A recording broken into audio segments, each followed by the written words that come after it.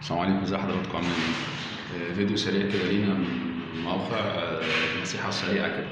واحنا شغالين يا جماعة هنا اللي دايما ده كان عمود، الجزء ده كده ده كان عمود. فأنا من النوع دايما بهتم بالجانب العملي والجانب الجمالي جدا. فشكل العمود بارز ما كانش لطيف، وعايز احط في الجزء ده هنا تسريحة في الماستر بيدروم. فالدنيا مش احسن حاجة ومش الطف حاجة. فطبعا جبت البنا علشان يعمل الكلام ده وبتاع المحاره يشتغل بس. واحنا دايما يا جماعه لما بنيجي نبني في اي حاجه مبنيه، خاصه بقى لو مبنيه ومدهونه وكده، بنعمل الاتي. لازم الجزء ده بنعمل حاجه اسمها بنشردله. يعني ايه؟ يعني بنكسره زي ما انتم شايفين.